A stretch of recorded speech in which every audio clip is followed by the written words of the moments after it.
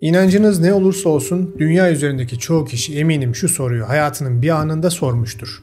Onlar gerçekte kimdi? Kutsal metinlerin sayfalarında isimlerini gördüğümüz, hikayelerini duyduğumuz peygamberlerden bahsediyorum. Kitaplarda adını gördüğümüz onlarcası, hikayelerde duyduğumuz yüzlercesi ve hatta bazı rivayetlere göre insanlık tarihi boyunca süregelmiş 124 binden fazla peygamber. Bu önemli kişiler ile ilgili her türlü soruyu duyduğumuzu ve tüm hikayeleri bildiğimizi sanıyoruz. Fakat en önemli soru ne soruluyor ne de cevabı veriliyor. Bu kadar çok peygamber yaşadıysa neden haklarında bu kadar az bilgi var? Ve daha önemlisi bu insanların mezarları nerede? Onlara ait görebileceğimiz, dokunabileceğimiz ya da varlıklarını somut bir kanıtla destekleyebileceğimiz kalıntılar neden yok? İşte bu hafta birlikte her zamanki gibi sorulmayan soruların, verilmeyen cevapların peşine düşüp insanlık tarihinin sislerle kaplı bir bölgesine gireceğiz. Ve aradan ne kadar zaman geçtiğini bilmesek bile günümüzde milyarlarca insan tarafından tanınan peygamberler denilen kişilerin izini süreceğiz. Ve görünen o ki bir kez daha doğru bildiğimiz pek çok şeyin değiştiğine tanık olacağız. Gerçeği Bul'a hoş geldiniz.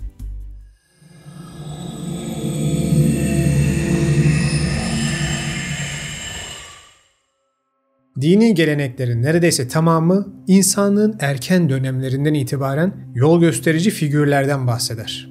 Kimileri onlara peygamber der, kimileri bilge veya ilham verici lider der. Fakat hepsinin ortak bir özelliği vardır. Yeryüzüne insanlığa yol göstermek için, dağılmış toplumları birleştirmek için veya korumak için gönderildiklerine dair inanışlar. Rivayetler bu özel kişilerin sayısının sadece bir düzine değil, 100 binlere ulaşabildiğini fısıldar ve insanın aklına şu soru gelir. Neden bu kadar çok anlatı var?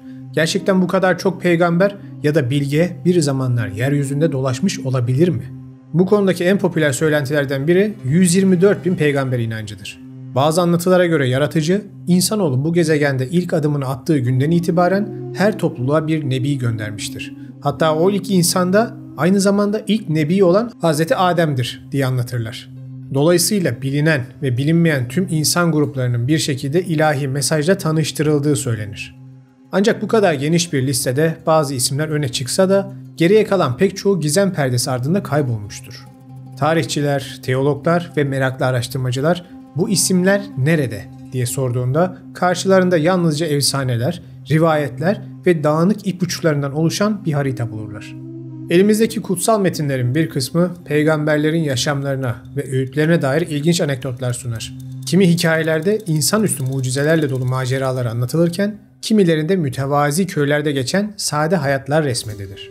Ne var ki bu anlatılar çoğu zaman coğrafi veya kronolojik olarak tam yerine oturmaz. Birbiriyle çelişen veriler, farklı kültürlerin aynı ismi paylaşması veya benzer karakterleri farklı isimlerle aktarması, gerçeği kurmaca masallardan ve yerel inanç kültüründen ayırmayı neredeyse imkansız hale getirir. Yüz binlerce peygamberin varlığını kabul eden bir inançla günümüz tarihi araştırmalarının bulguları arasında uçurum işte böyle derinleşir ve bizi bir muamma ile baş başa bırakır. Tüm peygamberler nerede? Görünürde bu peygamberlere ait hiçbir mezar, hiçbir anıt, hiçbir kalıntı yok. Hatta haklarında kayda değer birer arkeolojik keşfe de rastlanmamıştır. Peki böylesine büyük bir insan topluluğunun yeryüzünde dolaştığına inanılıyorsa arkalarında nasıl bu kadar az iz bırakmış olabilirler? İşte asıl gizem burada başlıyor. Şimdi şu noktayı videonun başında belirtmem lazım. Dünyada yaşadığı yer tarihi belgeler ile belli olan rivayetler ve İsrailiyat kaynakları dışında farklı kaynaklarda da adı geçen ve mezarı belli olan tek peygamber Hz. Muhammed'dir. Şimdi aranızda bunun aksini düşünenler olabilir ama konumuz Muhammed peygamberin hayatı değil. Dediğim gibi hakkında en azından farklı kaynaklardan bilgimizin olduğu ve mezarı belli tek peygamber odur. Ve unutmayın bu videoda peygamberler uydurma karakterler mi sorusunun cevabını aramıyoruz. Peygamber denilen kişilerin gerçek kökenlerini arıyoruz. O yüzden aslında videonun Muhammed peygamber ile pek bir alakası olmayacak. Biz sislerin arasında kalmış diğer tüm peygamberleri inceleyeceğiz. Devam edelim. Bir an için bu şahısların olağanüstü koşullarda yaşadığını düşünelim. Belki varlıkları ilahi bir boyuta uzanıyor. Belki de tarih kitaplarına sığmayacak kadar farklı bir zamansal döngüde yer alıyorlardı. Pek çok kültürde seçilmiş kişilerin sıradan insanlardan farklı bir yaşam sürdüğüne, hatta bazen insanüstü özelliklere sahip olduğuna inanılır. Kutsal kitaplarda onların göğe yükseldiği, denizleri yardığı, ölümsüzlük iksiri keşfettiği veya tufanlar sırasında hayatta kaldığı gibi rivayetlere rastlarız. Tüm bu hikayeler onların toprak altında ya da tarih sayfalarında saklı kalmasını açıklayabilecek mi? Yoksa bu olağanüstü anlatılar aslında geride iz bırakmayacak kadar eski ve belki de mitleşmiş bir tarihi mi bize anlatıyor da biz bu mesajı anlayamıyoruz? Günümüzde bu konuyla ilgili akademik çevrelerde yürütülen araştırmalar oldukça sınırlı. Çünkü bir yandan dogmatik inançları koruma refleksi, diğer yandan kesin kanıtlar arayan pozitif bilim yaklaşımı bulunuyor. Her iki tarafta konuya kendi katı perspektifinden yaklaşıyor ve net bir sonuca ulaşmak şimdilik mümkün görünmüyor. Ama belki asıl cevap insanların çoktandır unuttuğu veya görmezden gelmeye eğilimli olduğu başka bir yerde saklıdır. Kimilerine göre henüz elimize ulaşmamış kadim metinlerde, kimilerine göre ise bilinçli biçimde gizlenen bir tarihi kayıt defterinin sayfaları arasında. Peygamberler nerede sorusu aslında yeni bir soru değil. Çağlar boyunca insanlık bu sorunun cevabını gücünün yettiği her şekilde aramıştır. Orta Çağ'ın karanlık dehlizlerinde de, Rönesans'ın aydınlık kütüphanelerinde de bu soru yankılandı. Özellikle 19. ve 20. yüzyılda arkeolojinin yükselişi birçok insanı heyecanlandırdı. Belki bir gün çorak bir çölün veya ıssız bir dağın tepesinde o kayıp isimlerden birinin mezarı, tabletleri, eşyaları bulunacaktı. Fakat her yeni keşif büyük bir coşkuyla duyurulsa da sonunda beklenen sonuca götürmekten uzak kaldı. Hatta beklenenin tam tersine bulgular bizleri acaba bize anlatılan peygamberler tarihi tamamen yalan mı, uydurma mı sorusunu sormaya itmeye başladı. Tel Aviv Üniversitesi Arkeoloji bölümünde profesör ve özellikle İncil arkeolojisi konusunda dünyada önde gelen isimlerden birisi olan Israel Finkelstein ve Neil Asher Cyberman, 2001 yılında yayımlanan The Bible Unearthed kitabında İncil anlatıları ile arkeolojik bulgular arasındaki çelişkiler ve benzerlikler üzerinde durarak geleneksel tarihlemenin yanlışlarını bize gösterirler ve şöyle devam ederler. Arkeolojik kazılarda elde edilen veriler, Tevrat'ta kaydedilen bazı büyük olayların geleneksel kabullerinin aksine oldukça farklı bir tarihsel zemine oturmaktadır.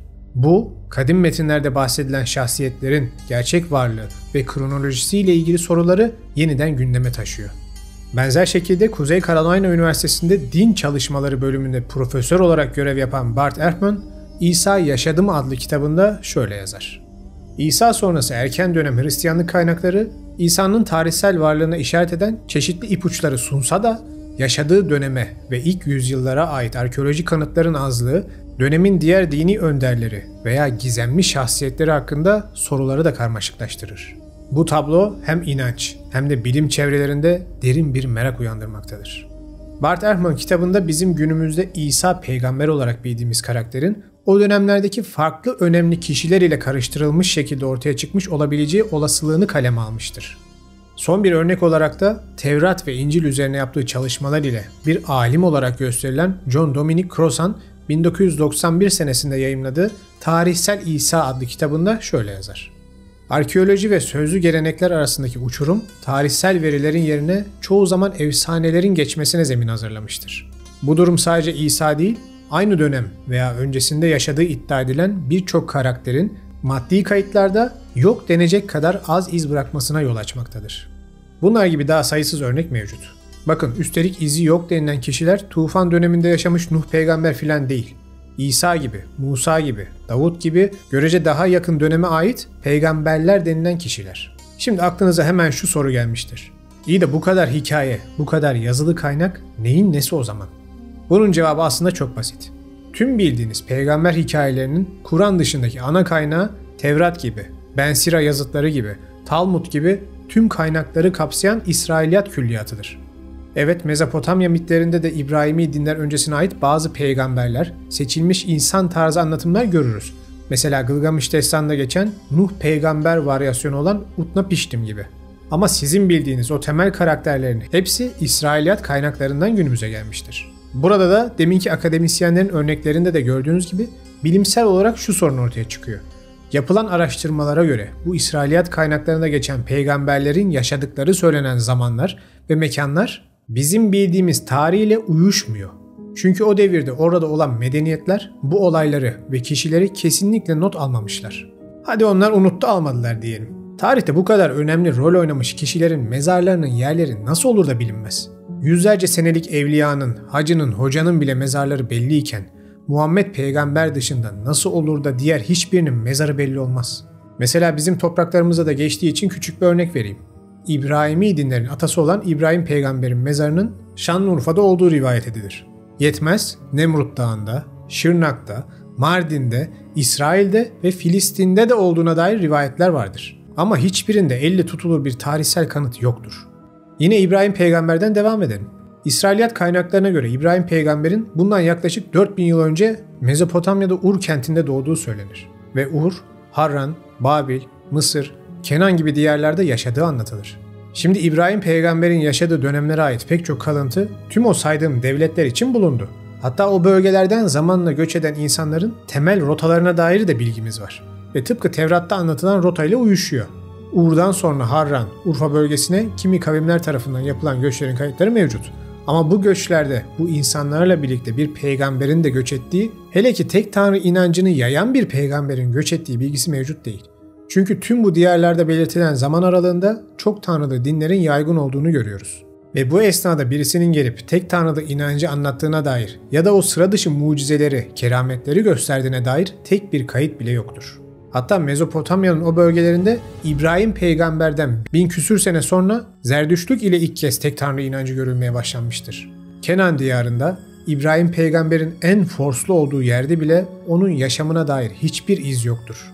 Tam tersi o dönemlerde günümüz Filistin ve İsrail bölgesinde çok tanrılı dinler mevcuttu. Ve Kenan bölgesinde de El adında bir varlığa tapınma vardı. Evet, Tevrat'ın meşhur Rabbi El, yani Elohim buradan gelir. Ve Yahudi kitabında geçmeden önce göklerin babası olarak tapınılan bir figür olarak karşımıza çıkar. Hatta eşinin adı Aşera, çocukları da Baal, Yam ve Mot gibi tanrılardır. Aradan geçen yüzlerce yılda bu figürler çok tanrıdan tek tanrı El olarak Tevrat'a geçer ve İbrahimi dinlerde yerini alır. Dinler tarihinin bu derin yerlerine girerseniz, bildiğinizi sandığınız tüm temel bilgilerin aslında ne kadar dramatik şekilde farklı ve değişmiş olduğunu görürsünüz. Ve bunu kişisel olarak bu kitapları, kaynakları okuyarak yapmanızı tavsiye ederim. Çünkü benim en azından bu coğrafyada yaşarken size bu bilgileri vermem pek olası gözükmüyor. Çünkü cidden fazlasıyla sarsıcı bilgiler. Ama mesela en küçük, en minnoş örneğini vereyim. Bu anlatılarda İbrahim peygamber Kenan diyarına gittiğinde gizemli bir figür ile karşılaşır. Büyük bilge Melkisedek. Çağlar boyunca farklı isimlerle anılmış, kendisini Yüce Tanrı'nın hizmetkarı olarak tanıtan sırlarla dolu bir karakter. Melkisedek, İbrahim peygambere Kenan diyarında gözüktüğünde ona bazı sırlar verir ve kimi rivayetlere göre İbrahim peygamberin hayatı boyunca aradığı tek tanrı inancını ona o öğretir ve peygamberlik vazifesini başlatır. Tabii ki bunlar halen tartışılan konular. Hatta kimileri Melkisedek'in İslam'da geçen Hızır olduğunu bile iddia ederler. Biraz iç içe geçmiş bir konu. İşte bir peygamber hakkında bu kadar çok bilgi olmasına rağmen hem bu bilgilerin tek bir ana kaynağa bağlanması hem de hiçbir tarihsel ya da arkeolojik izin kanıtının bulunmaması olayı kökten bunlar uydurma şeyler diye reddetmeyenler için şu olasılığı doğuruyor. Eğer bu hikayeler uydurma değilse, tamam süslü anlatımlar illaki olacak ama uydurma değillerse fakat tarihsel bir kanıt da yoksa acaba o zaman bu hikayelerin yaşandığı tarih mi bize yanlış öğretiliyor? Ve bu sorunun cevabını bulmak için daha da derinlere iniyoruz. Tarihin tozlu ve gizli dehlizlerine inerken olaylara biraz daha geniş bir açıdan bakarsanız aslında peygamber sözcüğünün kök anlamının günümüzdeki bilinen anlamından daha geniş bir yelpazede olduğunu görürsünüz. Şimdi modern zamanlarda peygamber dediğimiz an milyonların aklına Tanrı'dan, Allah'tan, artık kültüre göre adı neyse melekler ve temel olarak Cebrail aracılığı ile vahiy alan insanların geldiğini görüyoruz. Halbuki peygamber kelimesi Farsça bir kökten gelir ve haber getiren, haber taşıyan anlamlarında kullanılır. İbranice'de ise bu kelime karşımıza nabi olarak çıkar. Yani ilahi mesajı taşıyan, bilgiyi taşıyan demektir. Fakat aslında bu tanım çok daha eskilere dayanır. Antik Yunan'da profetes, kimi çevirilerde geleceği önceden haber veren kişi anlamına gelse de, kimi çevirilerde de, buraya dikkat, öncelerden haber veren kişi demektir. Bu detayı sakın unutmayın. Sümer ve Akkad dilinde ise apilu olarak bu insanlar karşımıza Tanrı'nın sözlerini, bilgeliğini iletenler olarak çıkarlar. Yani temelde bu insanların ilahi olanı, ilahi olandan, eskilerden bilgiler aktaran kişiler olduklarını görüyoruz. Ve bu anlam bizim için çok önemli. Çünkü televizyonlarda tartışılıp duran boş bir karmaşa da böylece bitmiş oluyor.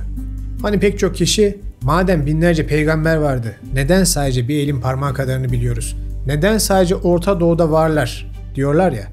İşte bu peygamber kelimesinin anlamını yanlış bilmemizden dolayı ortaya çıkıyor. Peygamber kavramını bilgi taşıyan kişi olarak düşündüğünüz an bu olayın dünya çapında olduğunu görürsünüz. Çünkü tarih boyunca pek çok bilge, pek çok lider, pek çok kral da peygamber kelimesi çatısı altında İsrailiyat literatürüne girmiştir. Bu sebepten aslında peygamber denilen kişiler binlerce olsa bile her birinin detaylı bilgisini, mezarını filan bulamazsınız. Misal, ünlü Yunan felsefeci Platon pek çok yerde peygamber olarak karşımıza çıkar. Halbuki kendisinin hiç böyle bir iması olmamıştır. O sadece eskilerin bilgilerini insanlara aktarmış ve felsefeyi geliştirmiştir. İsa videomda size bahsettiğim büyük bilge Apollonius. Kendisi Pisagor okullarında ve Hermetik okullarda eğitim almış, insanlara pagan dönemlerinde tufan öncesi tek tanrı inancını yaymış, yaşarken bir bilge, sonrasında bir peygamber ilan edilmiş ve ölümünden sonra ise yarı tanrı ilan edilmiş birisi.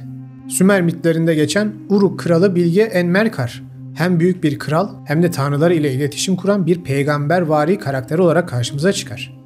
Hatta küçük bir araştırma zehri de vereyim. Enmerkar ile peygamber kral Süleyman efsanesini karşılaştırırsanız çok şaşırtıcı benzerlikler bulursunuz.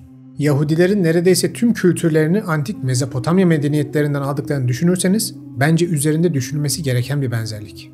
Mısır'da Akhenaton, çok tanrılı yozlaşmış Mısır inancını yasaklayıp tek tanrı Aton inancını yayan bir firavundur ve kendini onun temsilcisi olarak göstermiştir. O dönemleri için bir peygamber kral olarak görülmüştür. Ve hatta günümüzde bazı araştırmacılar İbrahimi dinlerde Yusuf olarak bilinen peygamberin Akhenaton'un isminin değişmiş versiyonu olabileceğini tartışmaktadır. Örnekleri Kenan diyarındaki biraz önce bahsettiğim Melkisedek ile, Buda ile, Hammurabi ile, Doğuda Konfüçyüs ile çoğaltmak mümkün. Bu örnekler umarım olayı anlamanıza ve kavramın çok geniş bir kitleyi içine aldığını görmenize yardımcı olmuştur. Bu açıdan olaya yaklaşırsak ve peygamber, nebi kelimesini doğrudan kelime anlamı olan bilgi taşıyan elçi olarak ele alırsak, işte tüm dünyada aynı mesajı taşıyan binlerce kişinin gelip geçtiğini görürüz. Hatta bu kişilerin felsefelerini ve inançlarını da araştırırsanız yine hepsinin ana bir yaratıcı gücün varlığını ve hepimizin birlik içinde var olmamız gerektiğini, iyiliği, dürüstlüğü, erdemi öğrettiklerini de görürsünüz. Tek ilginç nokta ise şudur. İbrahimi dinlerin kitaplarında bu kişilerin kimisinin kimisinden üstün olduğu belirtilir. Buna Kur'an da dahil. Bunun sebebi tam olarak nedir derseniz işte onun hakkında tam olarak konuşamam.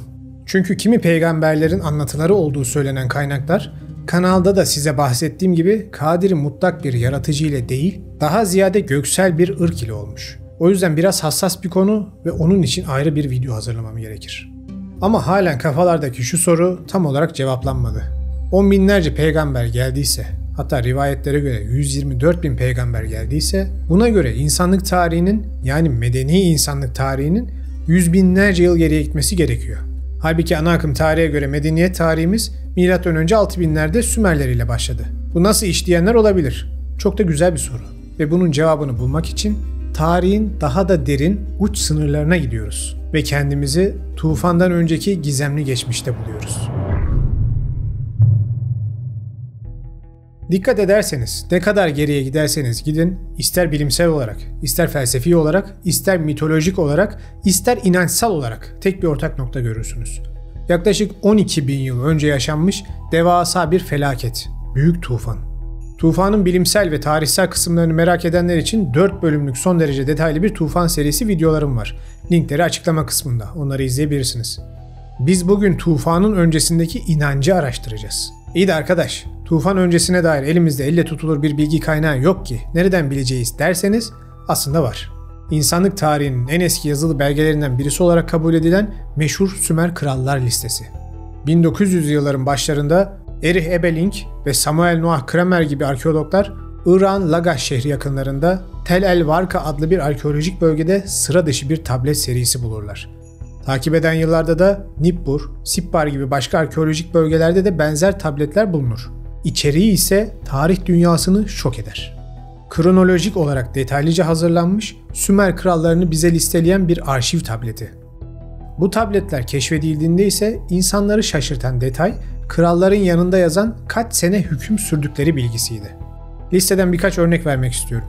Listenin ilk sırasında ilk insan kral olarak karşımıza Alulim çıkar. Dünyanın ilk şehri olduğuna inanılan kadim Eridu şehrinde hüküm sürmüştür. Hem de kaç yıl dersiniz? 4 mü? 20 mi? 50 mi? Tam olarak 28.800 yıl boyunca hüküm sürmüştür. Bitti mi? Tabii ki hayır. Alulim ismi Sümerce bir isim ve kulağınıza yabancı gelse de aslında günümüzdeki halini hepiniz çok iyi biliyorsunuz. Alulim, Adem demektir ve kendisi bu tabletlerde tanrıların bir soyu olarak ilk ilahi vasıflı kral, bilge nebi olarak karşımıza çıkar. Şaşırdınız mı? Güzel. Şimdi biraz daha şaşırmaya devam edelim.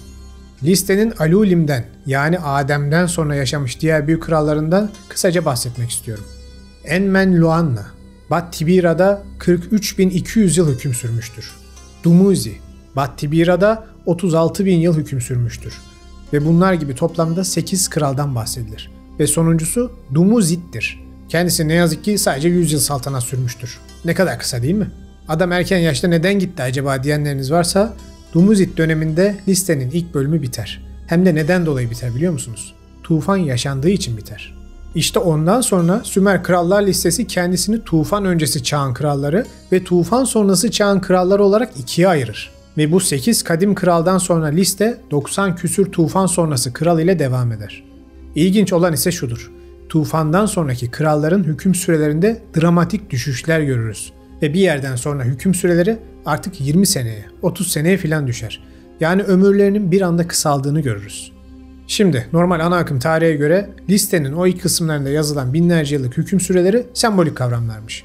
Fakat bu olayı çapraz şekilde sorgularsak şu ilginç bilgi karşımıza çıkıyor. Dünya üzerinde pek çok kültür ve inanç bize sürekli olarak tufandan önce yaşamış ve çok gelişmiş bir insanlıktan bahseder. Hatta kimileri bu dönemde insanların göksel tanrılar ile birlikte yaşadıkları için akıl almaz derecede gelişmiş bir medeniyet olduğundan ve çok uzun yaşadıklarından bahseder.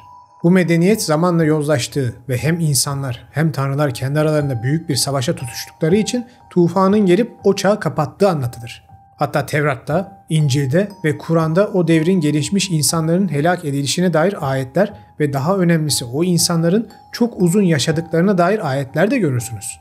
Hatta ve hatta Tevrat'ta bu yıkım sonrası Rabbin insanlara kızıp bir daha onların bu seviyede gelişmemesi için ömrümüzü en fazla 120 yıl olacak şekilde kısalttığı bilgisi bile yazar. Bazı araştırmacılar bu yılların abartılı sembolik anlatı olduğunu iddia etseler de bunun bir mantığı yok. Çünkü madem öyle neden birisi 30.000 yıl sürüyor da diğeri sadece 12 yıl sürüyor?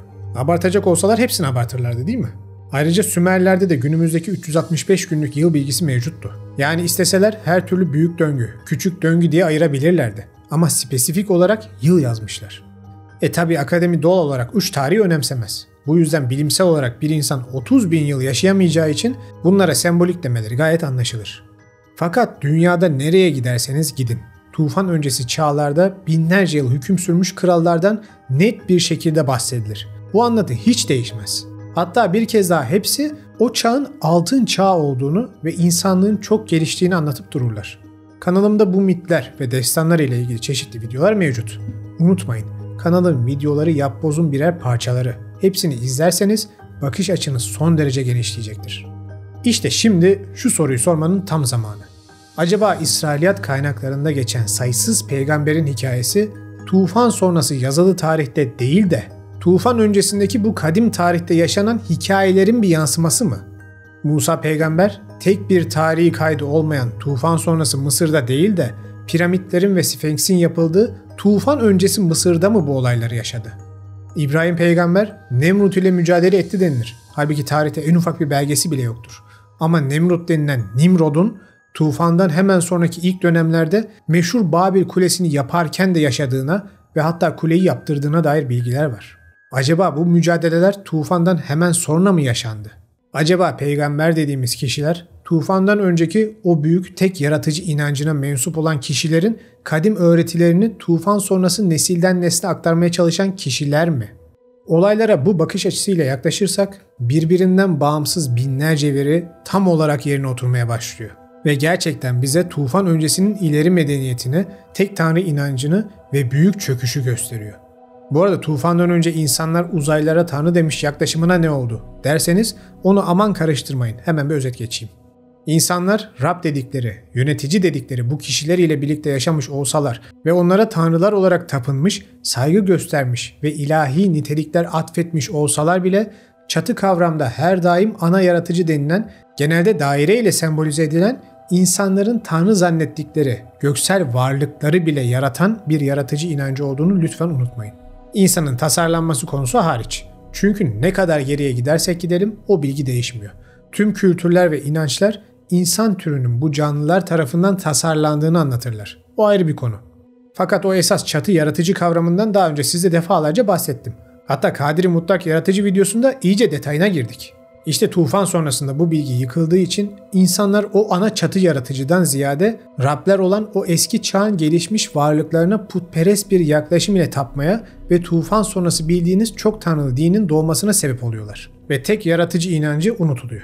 Bu arada unutmayın bunlar uç teoriler. Ben burada sadece size hem dünya çapındaki mitlere hem uç tarihe hem de dinlere göre bir kronoloji sunuyorum. Maksat olaylara farklı bir bakış açısıyla yaklaşmak. Lütfen unutmayın. Fakat zamanla kimi büyük krallar, bilgeler, alimler yani çatı kavram olarak peygamber denilen kişiler bir zamanlar olan o tek yaratıcı inancını insanlığa dönem dönem yeniden anlatıyorlar. Ve Rablere tapınmayın, tek olana tapının mesajını iletiyorlar. Ve bu mesajı taşıyan kişiler sayesinde de işte bildiğimiz İsrailiyatın yanlış kronoloji ve yanlış adlandırma ile bulamaç ettiği tufan sonrası peygamber örnekleri karşımıza çıkıyor. Tufan öncesinin büyük peygamberi Enok bu karmaşa ile zamanla Mısır'da Tot oluyor. İslam'da İdris oluyor. Yunan'da Hermes oluyor. İşte bu yüzden peygamberler nerede sorusu asla cevap bulamıyor. Çünkü sizin Yusuf diye bildiğiniz peygamber Allah bilir önceden kimdi de zamanla adı değişerek Tevrat'a Yusuf diye girdi. Çünkü bir kez daha hiçbir Mısır kaydında kendisinden bahsedilmez ya da yaşanan olaylardan bahsedilmez. Anlatabiliyor muyum? Peygamberler tarihini incelemek bence harika bir yapboz oyunu gibi. Ama çok açık fikirli ve esnek yaklaşmanız lazım. İsrailiyat kaynakları kendi çapında bunları bir kronolojiye oturtmaya çalışmış ama çok fena karıştırmış. Kur'an'da da filan zaten bu tarz zamansal detaylar verilmez. Sadece olaylar ve isimler geçer. Misal Süleyman peygamberin onlarca harika hikayesi vardır. Kur'an'da da dahil olmak üzere. Ama bu denli büyük bir peygamberin tarihi kalıntısı yoktur. Sizce bu olabilecek bir şey mi? Milattan önce 1000'li yıllardan bahsediyoruz. Bu denli yüce ve güçlü olarak anlatılan bir adamın en ufak bir yapısı bile mi ayakta kalmaz? İmkansız bir şey. En azından kıyıda köşede bir şiir şarkı falan olurdu değil mi? O bile yok. Ama kendisinin tufan sonrası insanlar için akıl almaz olarak nitelendirilen teknolojik ve ilmi yetileri var. Sizce bu tamamen uydurma bir mit mi? Yoksa tüm medeniyetlerin bastıra bastıra işaret ettikleri gibi tufandan önceki o üstün döneme ait bir olay mı? İşte açık fikirli olun derken kastım buydu. Sümer Krallar Listesi toplamda bize 280 bin yıldan daha eskiye giden bir kronoloji sunuyor. Ve diğer pek çok medeniyette bunu destekliyor. Yani işin kolayına kaçmak isterseniz tufan yalandı, Fırat ve Dicle taştı, Karadeniz taştı, o yüzden bölgesel küçük bir olaydı.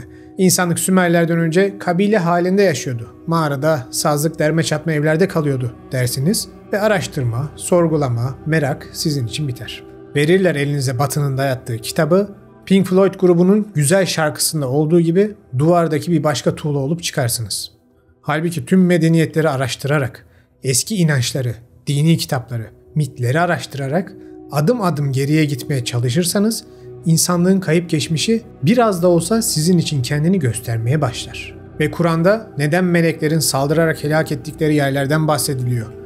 Tevrat'ta neden Tanrı insanların Babil Kulesi'ni yapmasını istemiyor? Sümer'de neden Anunnakiler dünyaya yerleşiyor?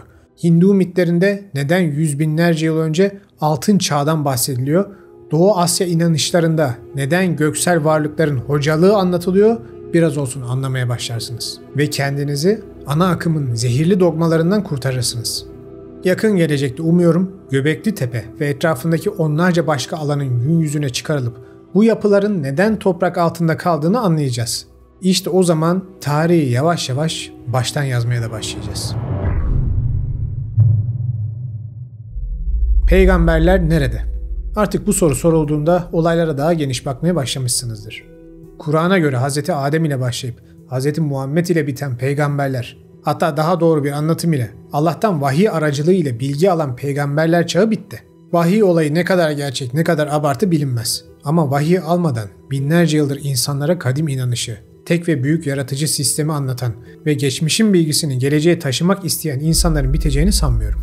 Bu arada geçmişin bilgisi deyince sadece ilahi şeylerden bahsettiğimi zannetmeyin.